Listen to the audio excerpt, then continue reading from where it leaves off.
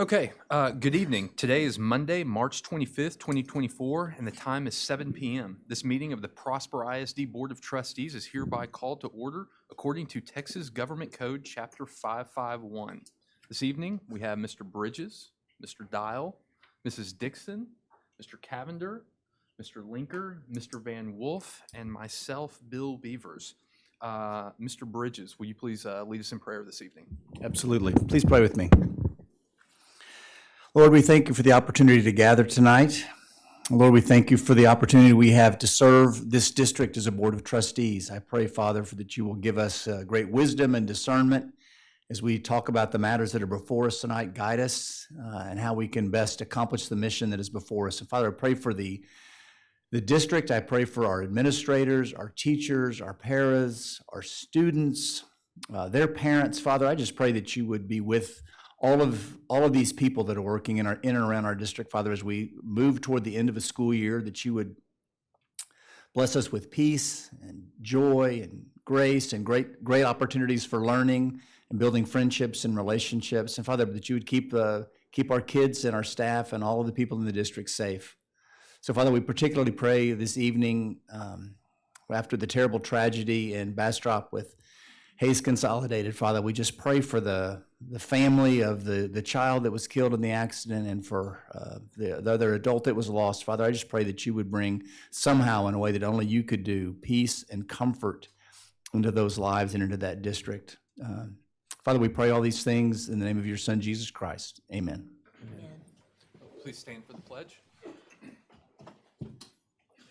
I pledge allegiance to the flag of the United States of America and to the republic for which it stands, one nation, under God, indivisible, with liberty and justice for all.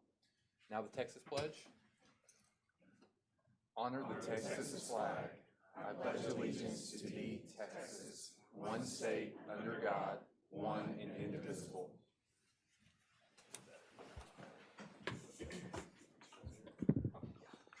All right, Mr. Linker, you have the board vision for us this evening. The board's vision is to ensure a safe and supportive educational environment that promotes academic excellence and opportunities, honors traditions, fosters student learning, facilitates effective recruitment and retention of talented educators, and grows all people at all levels. Thank you very much.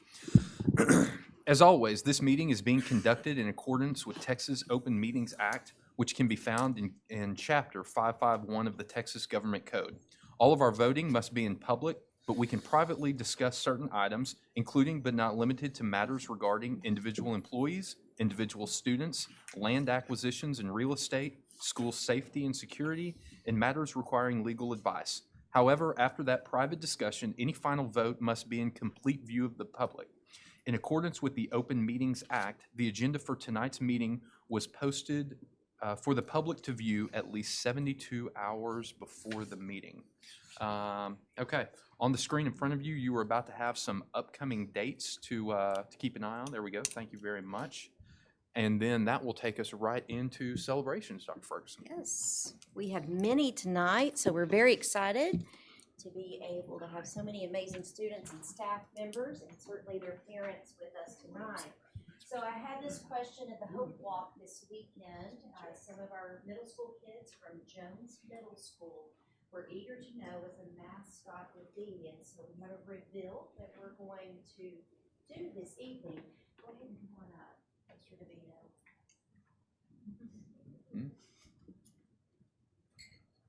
Look at that pullover. I like it. Oh, yeah. Oh, wow. Rocking it. Wow. So a little bit about Daniel Jones. Daniel L. Jones, who the namesake of the building is. This is not Daniel L. Jones. This is the principal of the building. So Daniel L. Jones was born November 23rd, 1963 in Denison, Texas, to Herbert L. and Cora L. Jones. He and his brothers, Russell and Keith, grew up in Wiley, Texas. Mr. Jones graduated from Wiley High School in 1982, and he was inducted into the Wiley High School Sports Hall of Honor in 2006. He earned a bachelor's in business administration in 1988 from East Texas State University. Texas A&M University Commerce awarded him the Distinguished Alumni Award in 2023. In 1988, he married Donna Spurgeon. Their 3 children, Trevor, Caitlin, and Reagan, attended Prosper ISD from kindergarten through graduation. Mr. Jones began his career at Encore Wire in 1989 and currently serves as chairman, president, and CEO. He also served as a trustee and president on the Prosper ISD Board of Trustees from 2002 to 2018. He's also a member of the Athletic Hall of Honor Committee. His steadfast commitment to the community has left a lasting impact on the district and its residents. And I could not agree more, being able to watch Mr. Jones and his wife Donna and their 3 children give back to this community. Very heartwarming to know that we're going to have a building with his name on it. So without further ado, I'm going to ask for a drum roll, maybe.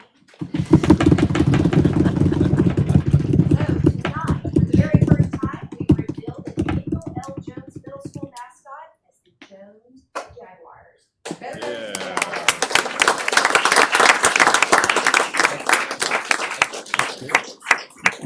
Our students actually voted on this and had 4 different options, and so they were really pulling for the Jags, and they wanted to be Jaguars. So we're really excited to be able to honor them, and our head Jaguar is ready to go. Right? Thank you, Mr. There we go.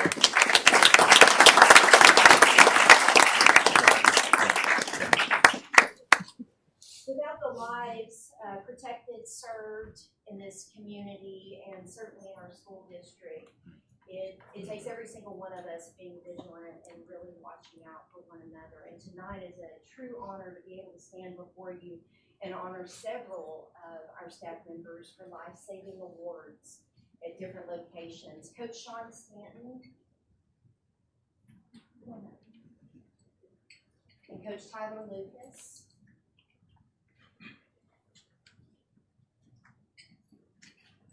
Coach Stanton is the head Rockville High School head Blue Hawk baseball coach, and Tyler Lucas is his assistant baseball coach.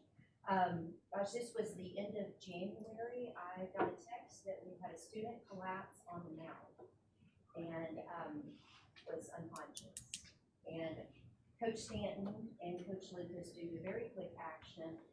Coach Stanton immediately started doing CPR on the student, and Coach Lucas started taking care of the rest of the athletes that were out on the field witnessing all of this. Certainly nothing that an educator ever expects to ever see, but we certainly want to know that we have amazing educators who will jump into action and take care of all the kids that were involved in this. And certainly Coach Stanton and Coach Lucas answered the call and stepped up in a big way. My husband is a retired firefighter, and I was telling him about this, and he goes, "Do you realize that Coach Stanton saved that kid's life? Because the number of times he's gone on calls where someone just paralyzed, they got paralyzed and they didn't know what to do." And he said the fact that he stepped in and started working and trying to help this kid save his life, he said the story could have ended very, very differently. So we're very thankful for Coach Lucas and Coach Stanton, their quick action. And our trainers are here tonight. I see Coach Fox and I see Coach Wilkerson and Mr. Mouton, our principal at Rock Hill High School. And it truly is, it starts at the training level, making sure that our adults who are seeing our kids, making sure that they know it takes leadership, reinforcing how very important this act is, because there's nothing more important we do when we're in these moments. So I just want to honor both of you with a life-saving award. Very typical is this given in the police or fire service, but to be able to give it to 2 great educators today is a huge honor, and I just want to say thank you. Thank you so much for what you did and really taking care of our kids at the highest level, and one of our students in what was going to potentially be one of his darkest moments for his family. So thank you.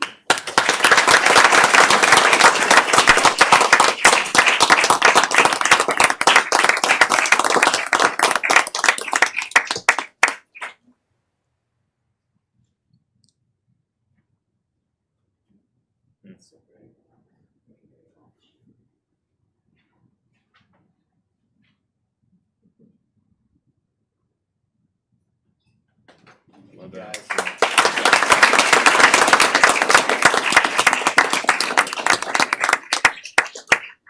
going to ask at this time that Sergeant Haley Carter and Police Officer Ash Paul please come forward.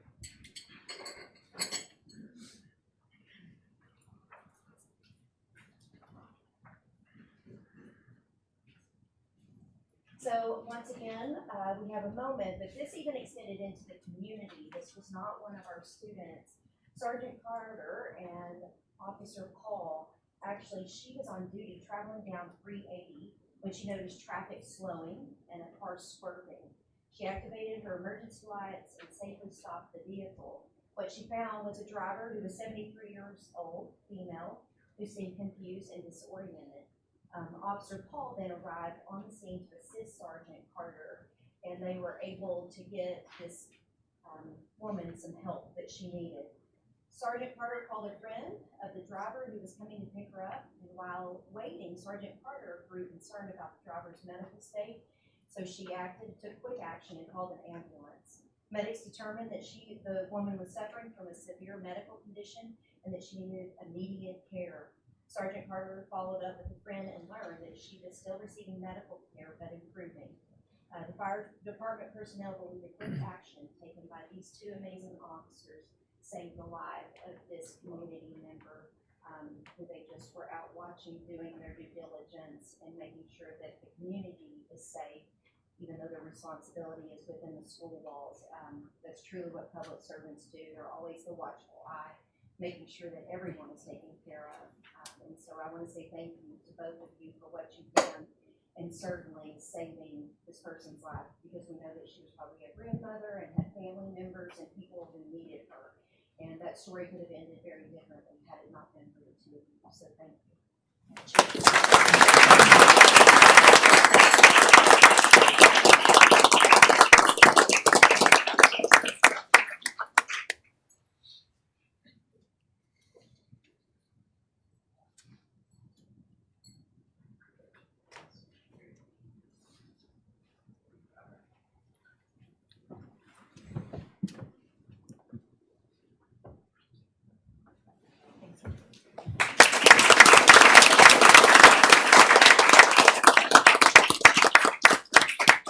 Tonight will also be recognizing some of our Texas Art Education Association Youth Art and Exhibition student artists.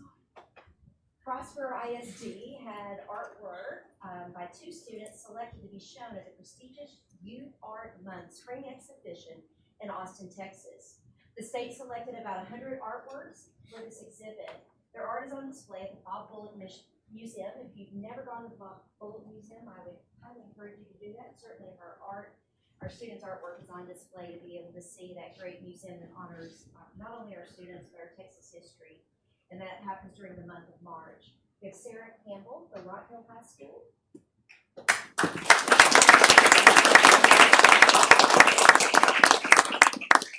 Vincent Scott, Rockville High School teacher.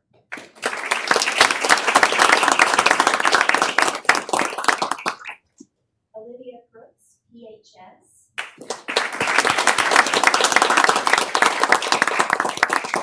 And Amy Henshaw, PHS teacher.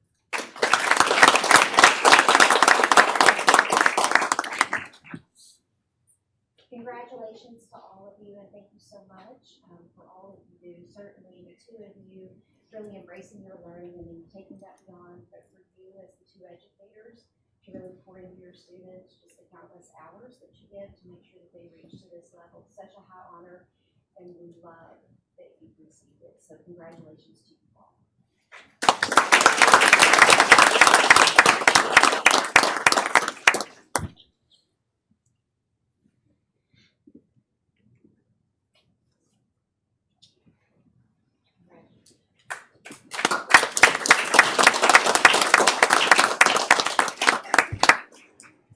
Prosper ISD also submitted 8 artworks, and all 8 were chosen to be on exhibit for the Tacit Tasby show.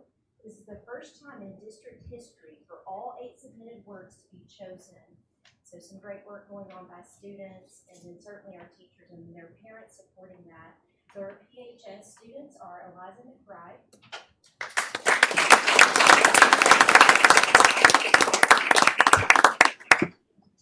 Violet Delaney,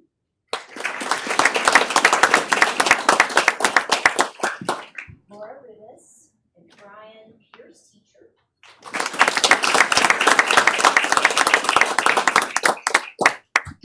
Marina Wassett, and Miss Henshaw's coming back up for another tour.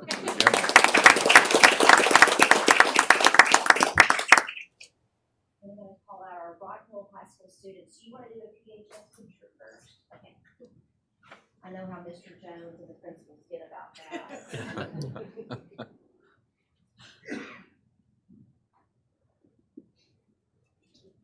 Congratulations. Well done.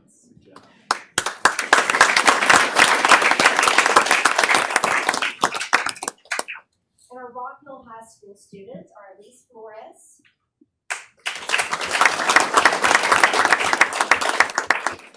Crimson Spy, who will come back up again, Mia Reyes,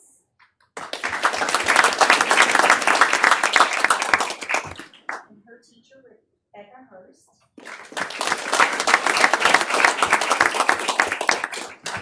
Isabella Strong.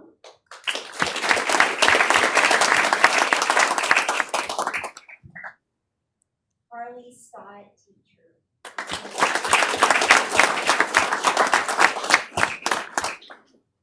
We also have Walnut Grove because we have 3 schools, so we will honor Rock Hill now.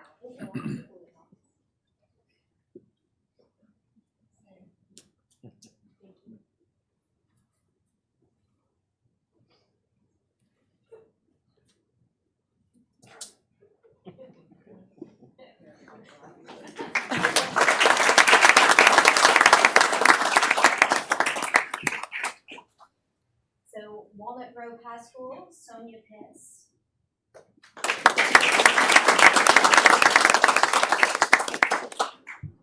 And her teacher, Gina Mott.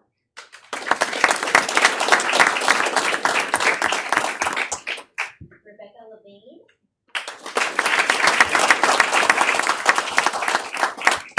And her teacher, Jeanette Church.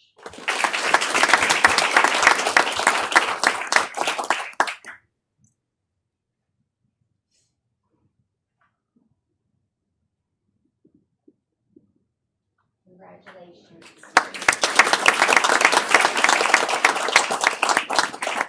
Congratulations to all of our art students and their teachers. So we're going to move into some of our athletics, because not only are we great at fine arts, but we're also great at athletics.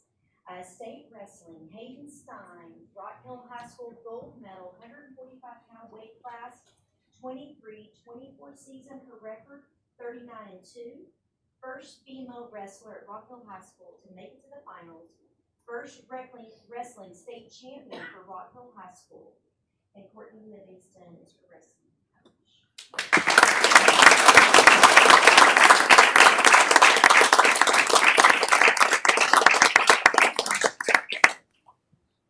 So, I think what Coach Wilkerson told me when we were at the Berry Center at the state tournament, I think it's if you say, Coach, I'm a state champ. Like, that's so cool. So congratulations. Because if you know anything about fine arts or athletics in the state of Texas, 6A is the tip top. And it is some of the toughest competition. Like, these kids you're going to see moving on to bigger and better things, because they're going to be competing Olympic level, right? National level. And so it's no joke. And so the competition is truly fierce. So for Hayden to be able to rise up to that level, to take first at state in 6A is a huge honor. So congratulations, and certainly the Hill is super proud because first state champ. And Coach Livingston, yes.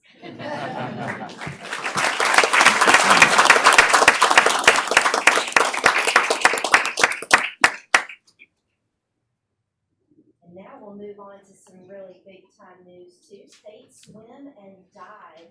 So PHS, this is not the first time that this student athlete has been honored. So Jacob Wimberly from Prosper High School.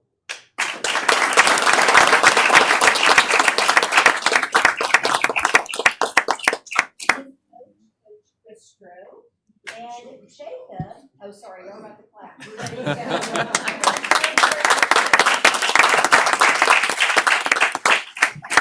So Jacob, you may or may not know this, but he has actually a banner already sitting on the side of Prosper High School as being awarded as a state champion. You were second last year, but you won your sophomore year, correct? Yes. So Gold this year as a senior, 100-yard butterfly set the 6A state record. 16-time National Interscholastic Swim Coaches Association All-American. We're super proud of you. It's incredible.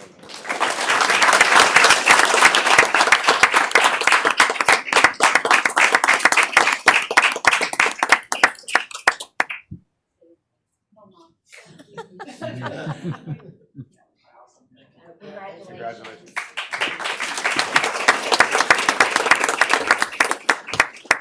First time out of the gate for the Wildcats of Walnut Grove High School with swim and dive had a huge showing at the state swim and dive competition. Braden Barker, come on up.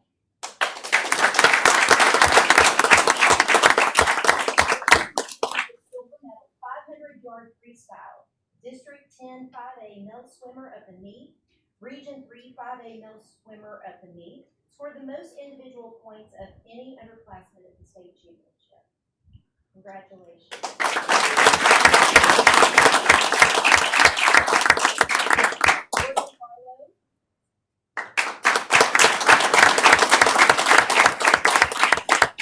Morning received a bronze in the 200 individual medley.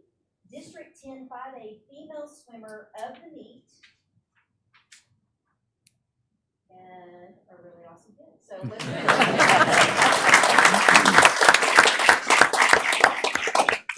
Luke Sitch. I've heard this name a few times before. Come on up, Luke.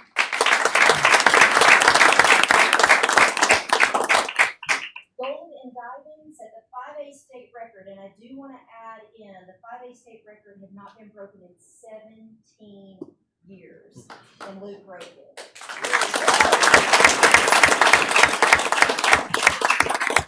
Not only is he the 5A state champ, he was the 6A state champ last year because we build high schools a lot in Prosper.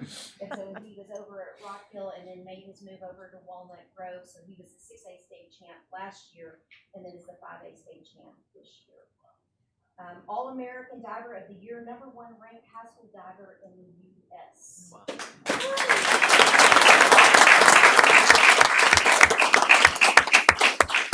This is also qualified for the Olympic trials.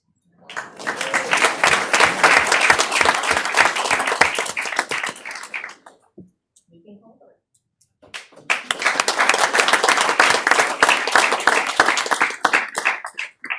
So Luke took the gold, Deacon took the silver in diving, and then Derek, his brother,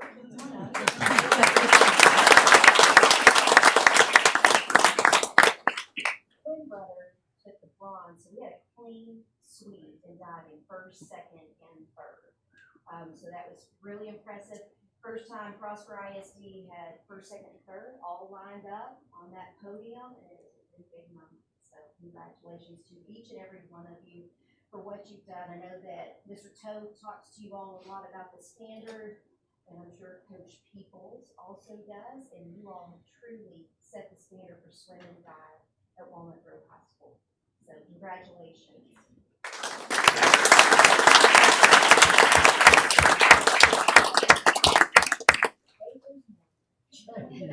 So Chip Peoples, who is their amazing swim coach. So first time in UIL swim and dive history that one event has swept a singular team, and that is at the coaching hands of Chip Peoples. And also, he was just named swim coach of the year, correct? I think I saw that. So that wasn't on my list, but I knew that. So obviously, great coach surrounding these great athletes who have great supportive parents who also poured into these young men and women for many years. And that is the magic recipe for success. So congratulations to each and every one of them. Now, awesome.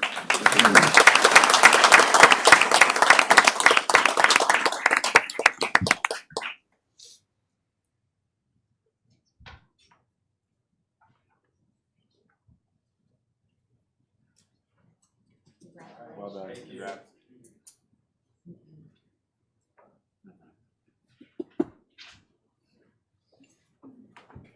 Okay, well, now we're going to move to some adults. And these adults are extremely important to the work that we do in Prosper ISD because they are the business office. And so for the first time in Prosper ISD history, we have won 2 of TASBO's prestigious awards. Michelle Cease and Kelly Stemmick led the charge for these honors. It was only made possible by the combined efforts of the entire business office.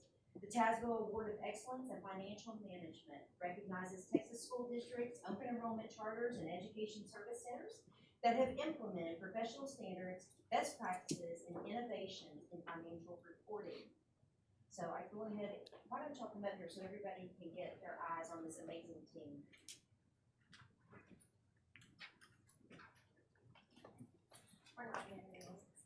I feel like we need to applaud.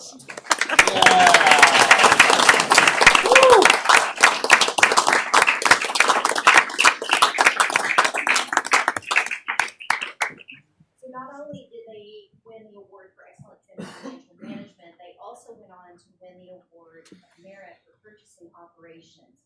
They purchased a few things in this to build schools. So this award recognizes Texas school districts, open enrollment charters, and education service centers that are committed to following professional standards in acquisition of goods and services. So certainly want to say thank you. You want to talk about some unsung heroes and the people behind the scenes that just make things happen, but the district could literally fall apart because people couldn't get their paychecks or get the supplies that they needed.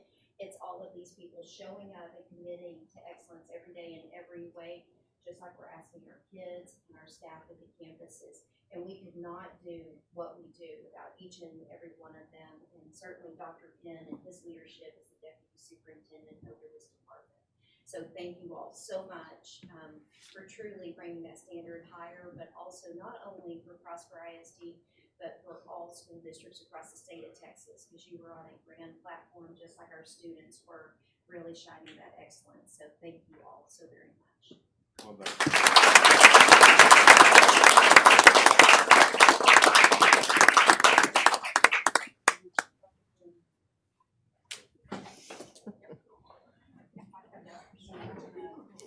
See, you as students are a Hey, lot big better smile than now. us. Big smile. As adults are struggling.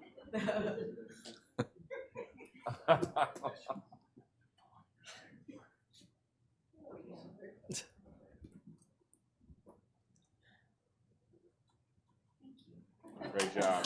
Good job.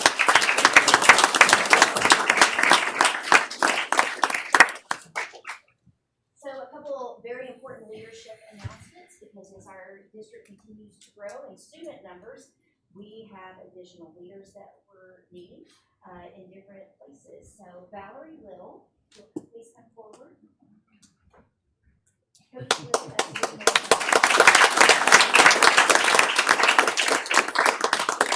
Director of Athletics, Executive Director of Athletics, previously has now moved to Executive Director of Student Engagement. So all things UIL, so you think UIL Fine Arts, UIL Academics, UIL Athletics. She's going to be able to help kind of guide and move that along, because what we want systemically is that we have from elementary all the way to 12, that these kids are getting the absolute best and engaging at some level with any of these programs, so that when they get to be y'all's age, it's like, yeah, I've been doing this forever. So before coming to Prosper, she was the assistant athletic coordinator, head basketball coach, and assistant athletic director in McKinney ISD. So we're very proud to steal her from McKinney ISD and to get her, and not only her, but she and her family here in the district. It's been a win for Prosper ISD. So stay with me. Carrie Croy.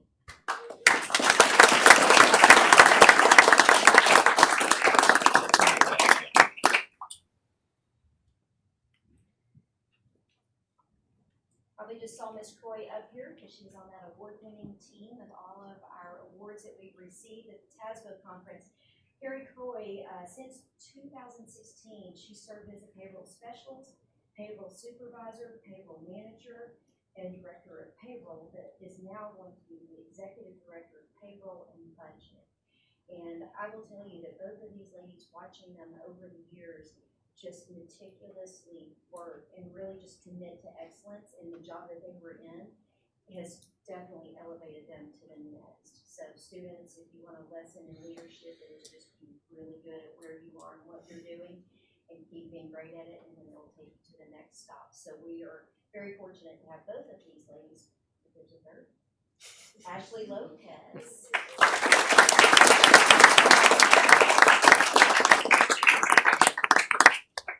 So Ashley is our new director of budget, and the budget Prosper's kind of big. We're going to talk about that a little bit later in this meeting for anyone who wants to stick around. She began in Prosper as a payroll supervisor and moved quickly into the payroll manager. And prior to Prosper, she served 8 years as a payroll manager in another district that will go unnamed.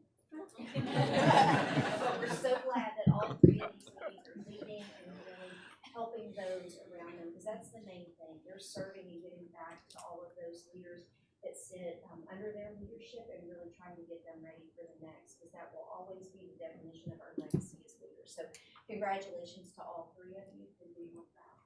Well done.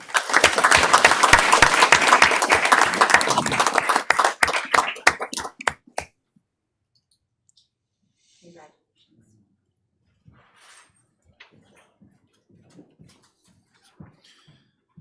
All right. Thank you, Dr. Ferguson.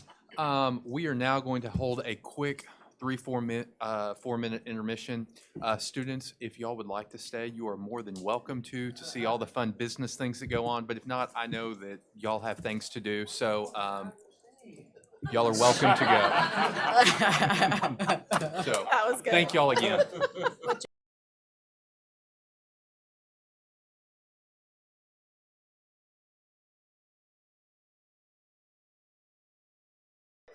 All that decided to stay, you are in for some very riveting information now. So, yeah, a little bit of school business. Yeah, there we go. It's the principals talking in the back, of course. Always the That's right. administrators. They can work over. Louder. Yeah. Waterfall. Okay, we will go into our informational reports now.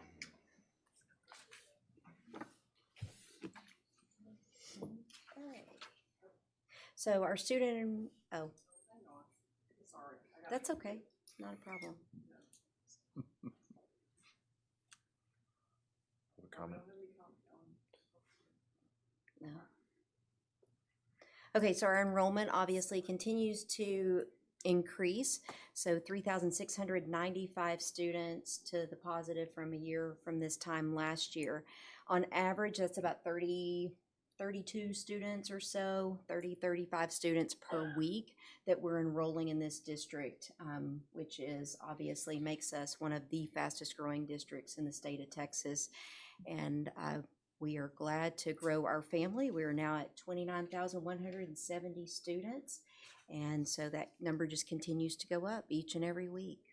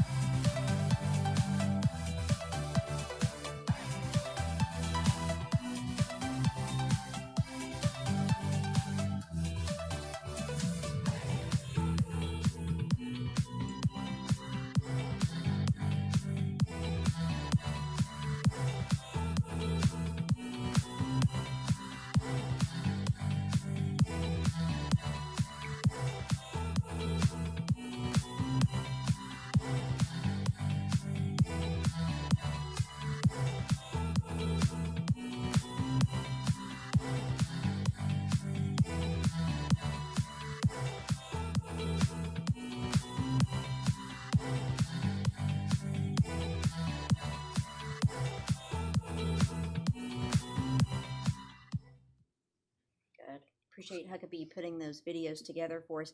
Just as a reminder for our community, so Daniel L. Jones and W.H. Mosley Middle School are a full 2-story building. That's to increase the square footage, and then hopefully increasing that capacity will better serve our community in the long run, and potentially maybe be able to take maybe one of the middle schools off when we get towards the end of build out, which will be a great cost savings to the community and our taxpayers.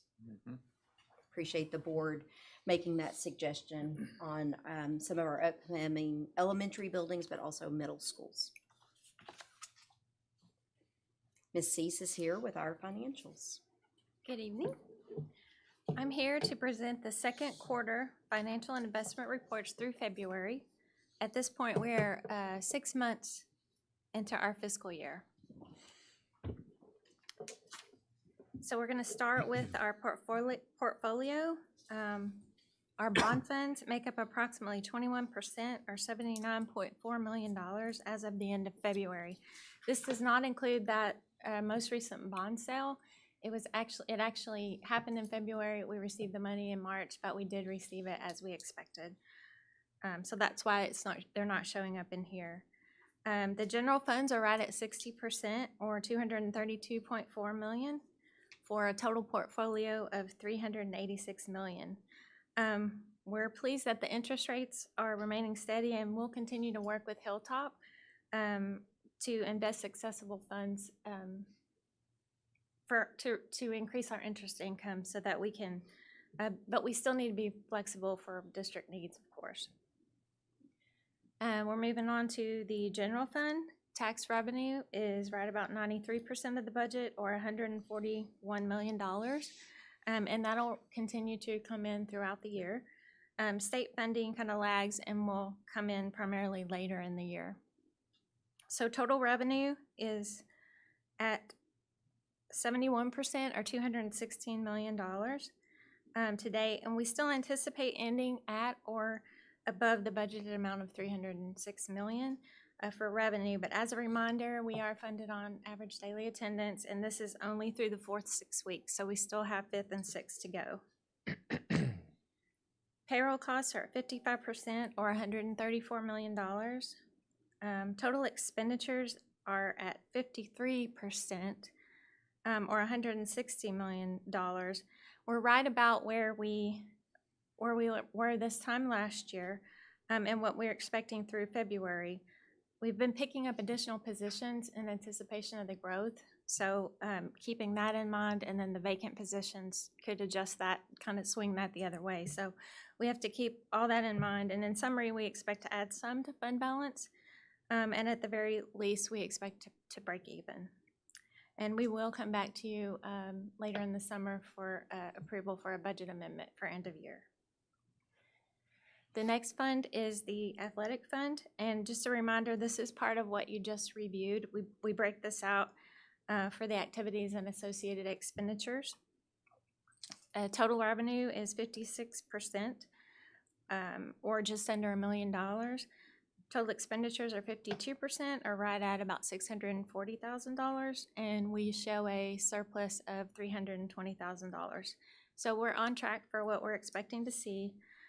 Many times these percentages can kind of be skewed a bit because of timing. So if you look at last year to this year, that's kind of some of where that's at. Food service, the total revenues at 59%, or just under $8 million.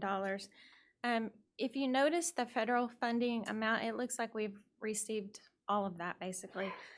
We did receive a post-COVID supply chain assistance grant, and we do expect to receive a little bit more of that in the future. So that's why that looks a little bit different.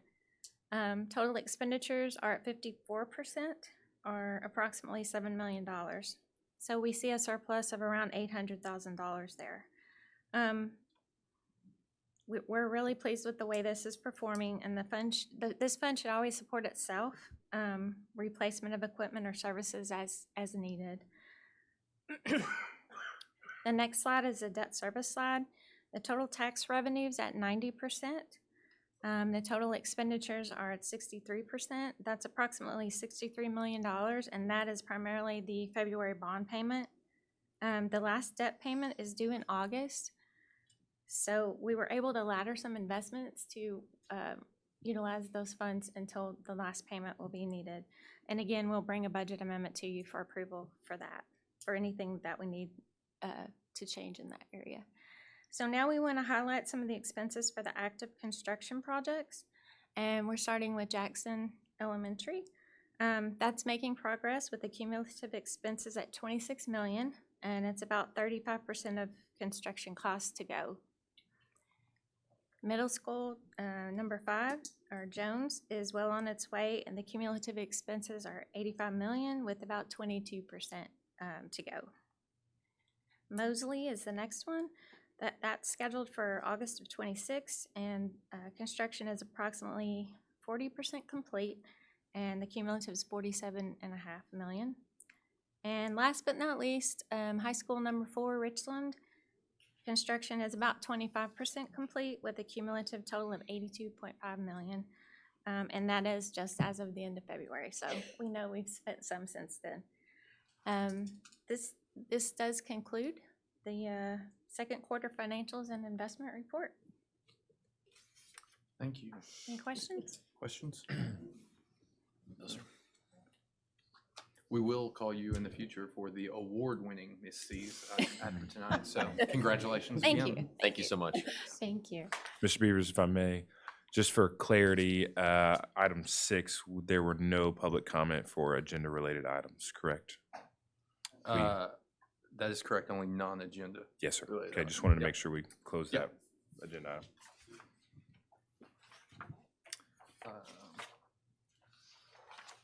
Okay, is that everything? Yeah. Yeah. Okay. Let's see here, consent agenda. Okay, we have this in front of us. Questions, comments, anything from anybody? If not, we'll hear a motion. Approve the consent agenda. Okay, thank you, Mr. Bridges. Is there a second? I'll second. Thank you, Mrs. Dixon. Any discussion? All in favor? That is all 7 of us. That takes us on to action items. All right, here we go. 9A on this. This is the Edgewood Creek boundary adjustment. Anything on that, Dr. Ferguson?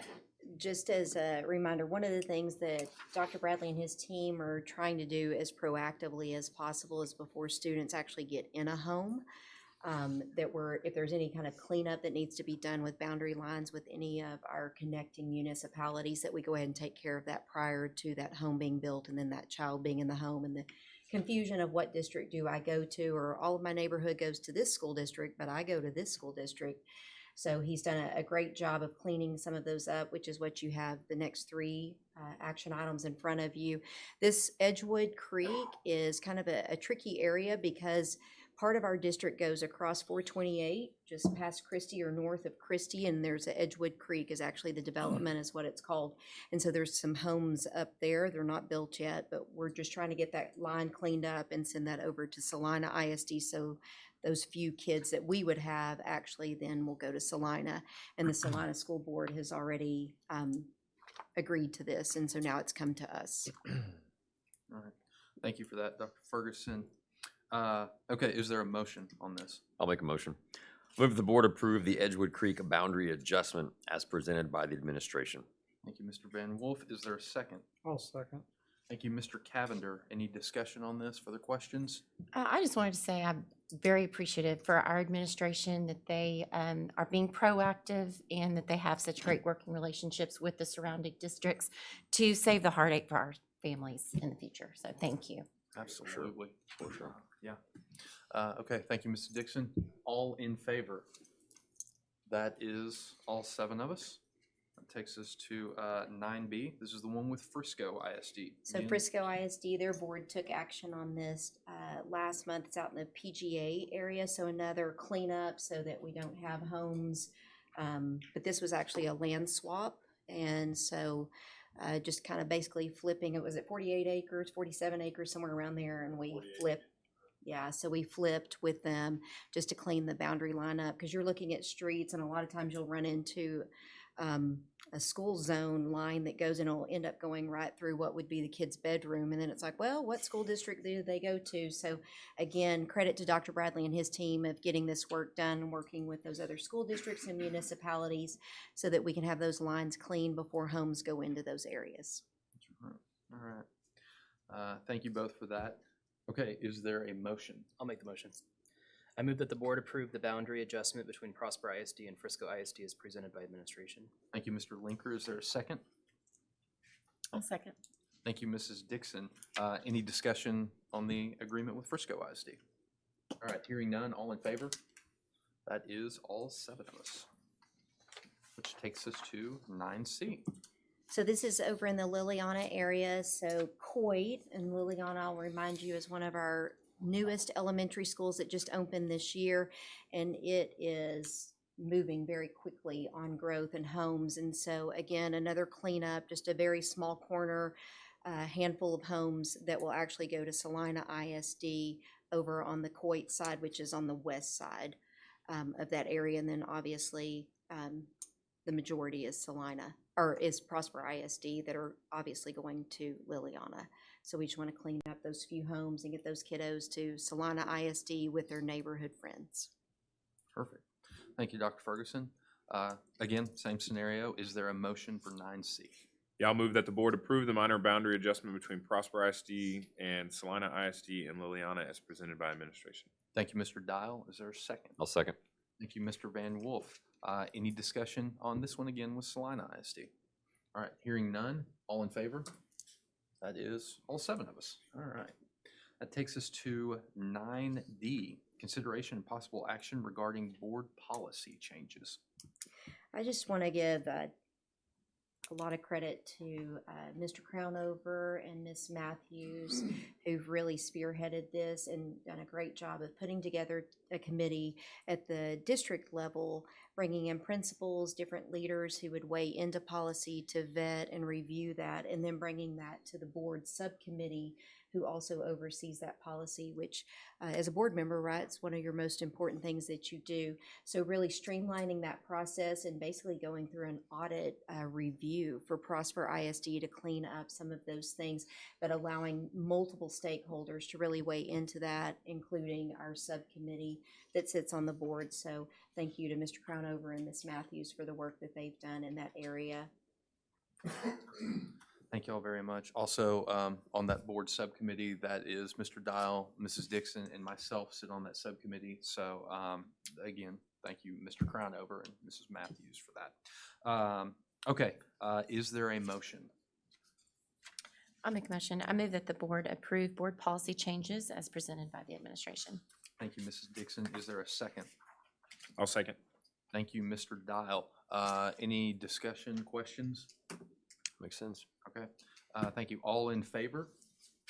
That is all 7 of us. All right.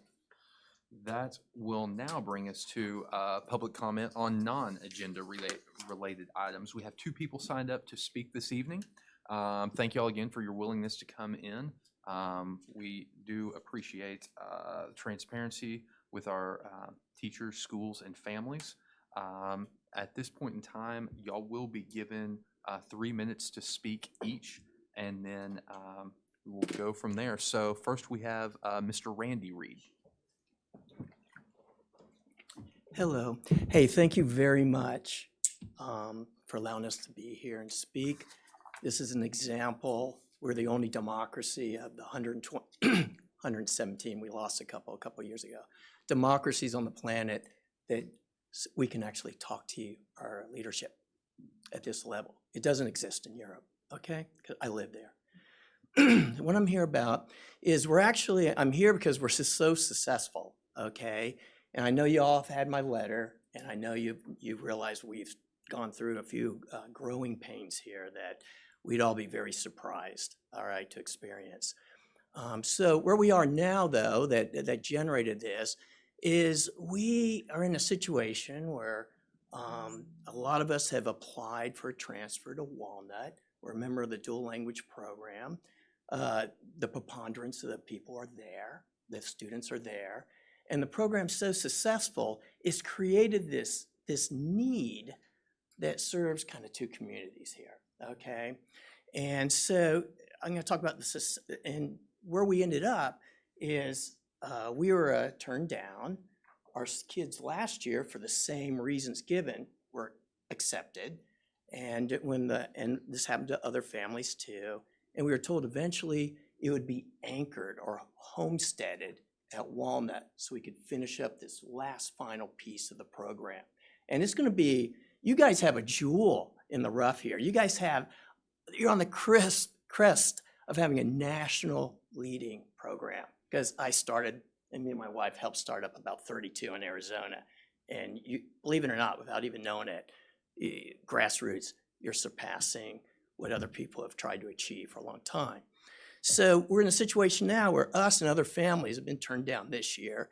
And some families like us now have kids going to Walnut in a different high school. How did we get here? Okay, so there must be some history. So the program, we came here in 2015. We picked this district because this program was here. We picked it over Wiley. At that time, Wiley was better than here. We blew them out of the water, okay? So the program originally designed to finish at about 6th grade. They extended it when we finally found a home at Rogers. And by 8th grade, through some wisdom, I don't know who it was. I assume it was maybe the program coordinator, whatever that person's called in charge of it. Our 8th graders finish AP Spanish 3.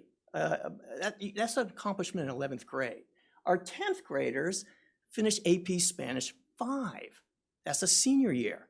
AP Spanish 5, You've got 30 seconds left. 30? Okay. Yes, sir. Anyways, the problem is strategic. We've got our infrastructure put together, all right, the buildings. But to achieve the district's vision, we have to get the program part put together, the structure. What's the zoning for a program? What's the end state? We wanted college level writing, because these kids are going to be leaders someday. Literacy for the Hispanic community, which we do not have. Your time, Mr. Reed. Thank you. Yes, sir, thank you. Mrs. Reed. You have 3 minutes, and I'm sorry, I would put a gong or something like that on here to let you know it's time, but I'm not great on the phones. Can I give my 3 minutes to him so he can finish? Yeah. So hello, thank you for listening to our speech, our request. I feel this is not only a family request, individual family request, but also a request that will, many of the families will benefit from it. We have about maybe no more than 40 kids that graduate every year from this program. It's a very small program. I see it as a jewel program in the community. It is what caught our eye, and we did extensive research in the whole Texas Metroplex, and we ended here. You guys have an amazing strong, many programs, but this one is a jewel. It's definitely one of the best, if not the best. Okay, so we would like to see. I'm excited to see where we are going to take these kids that are, I don't want to say homeless after Rogers, okay, but we need to give these kids that have acquired a very, very high skill set that nobody else have. I mean, because we have committed for so many years of our life, going through from some pre-K all the way to middle school, and it takes extra commitment and extra effort, double homework and double effort. So it is. I went through. We went through it, and I'm very excited and look forward to see where you can take our families. And we're in this situation because my kiddo is, our last kiddo was denied. So we'll decided to come and express this to you guys, because you guys can make you aware of what's going on and what the community need. Okay, so you can do something about it. It's a necessity, And it was well attended last year when one was created. But now we're in a situation like, can we move them for, can we, if we are gonna probably end it going to OneNote, when can we move it forward? So there is not a gap in the 8 years. So this year doesn't get skipped. 30-second mark. So that's what I would like to bring to you guys. Thank you so much for your attention, listening to us. We have a wonderful community. I'm very happy, and I feel very honored to be part of this wonderful community. And thank you again for listening. Thank you. Thank you. All right. That will take us into report from the superintendent. Okay, so I wasn't yelling at that girl. I just want to point that out because I'm like coming across the stage. She had a really good thought, and that's why I was coming up. So the middle school and high school student advisory, elementary student advisory has also concluded, but middle school actually will come next month, and the winning group will present to you all as the board what they're wanting to do. Want to thank our team for being a part of that. So we had several leaders that served as panels, principals at the middle school level came and listened. And so the kids truly went through a process of identifying a problem of practice, something that they wanted to see done differently within the school district. And then they start working on that project throughout the entire year. And they get the chance to be able to come over. These kids are from all over the district at all of our middle schools. And so they will be here next month to pitch their idea to you. So really excited. It's very heartwarming because our kids have such a sense of commitment to their community and service. And that thread has really run through no matter what age group it is. So good job, parents, of raising kids who want to give back to their community and make a difference in the world. And then our high school group, actually their award, they go through the same process of identifying a problem of practice and how do they then solve that. And so our high school students presented, and they came up with a lot of different things, very obviously kind of next level with our high school kids, but our winning group will actually get to have dinner with the school board to pitch their idea. So we did this last year, and it was a huge hit with the kids. It's a huge motivator to know that they're going to get face time with the most important leaders in our school district, our school board. And so they will come and talk about what they want. And I will say, I'll give you a little bit of a hint, but I love their project because it went straight back to giving back to the students in this school district and how they were going to best prepare them to make that move to high school. So there's your teaser. So super proud of our kids, always blown away with the way that they come in and certainly embrace their leadership in Prosper ISD. And then Learner Showcase, which if you're kicking it old school, is a rename for Open House. And so we had that right before the break. And I will tell you this, so that was at Stuber Elementary when I was with that young man. I'm just blown away with the amount of student work that we have, but not only that, but the way that our parents show up. Our buildings are packed on those nights because they want to come in and be able to love on their kids and also just really let them know how proud they are of the work that they're doing. But to our staff, credit, administrator credit, the way that they get all the kids ready to really be able to embrace and lead their own learning and explain about it. Is exactly what we want, right? We want leaders, even beginning at that kindergarten, pre-K age, to be able to talk about what they're learning and what they're doing with that learning. So funny enough, this young man, so Stuber had set up their whole gym in a glow art show, which was one of the coolest things. And it was all grade levels. And so they had cones set up because they didn't want the kids to cross the line, right, and go touch the art and all of that. And so this young man, I was like, hey, come over to your piece of artwork and we'll take a picture. And he would move. Like the cone was up and his mom's like, she asked you to go take a picture. It's okay. And so we finally got him convinced to go across, and but so respectful and so very talented. So certainly hats off to our leaders at the campus level, teachers and kids and parents. And then the Bluebonnet Brunch, so something that we added in last year, so this is our second annual Bluebonnet Brunch.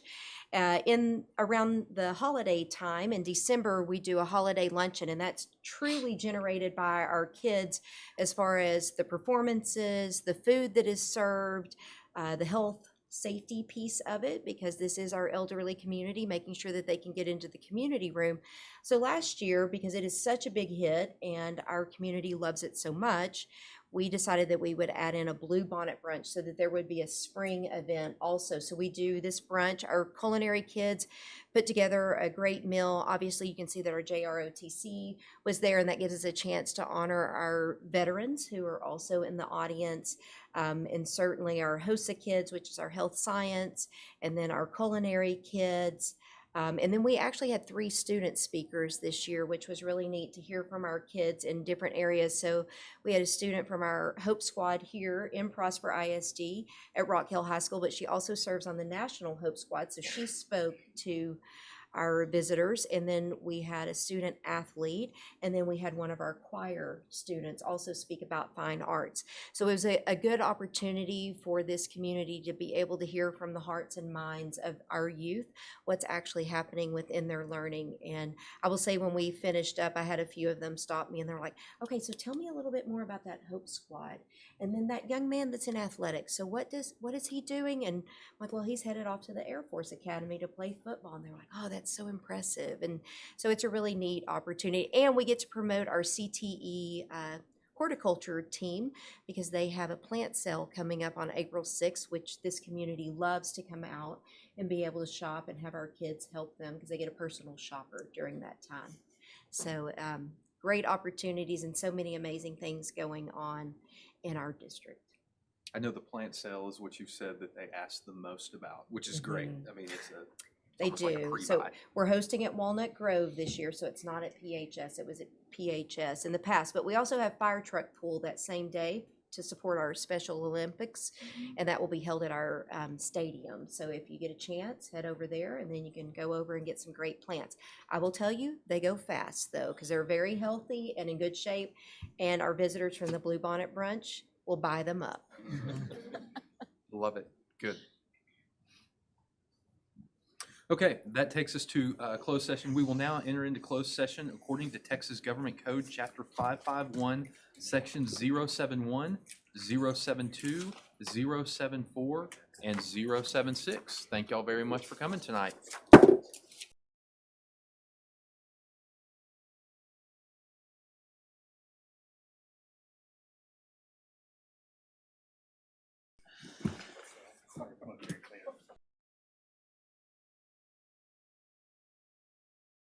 Time is now 9:47 p.m. We are back from closed session. Let's see here. Items discussed in closed session. Consideration and possible action regarding hiring contract personnel. Is there a motion? Sure. I'll move that the board approve the hiring of contract personnel as presented by the administration. Thank you, Mr. Van Wolf. Is there a second? Second. Ooh, I think Mr. Cavender, very sneaky on that. Okay, we have a second. Any discussion? Hearing none, all in favor? That is all 7 of us, and that will take us to the adjournment. Thank you so much. The time is now 9:48. We are out.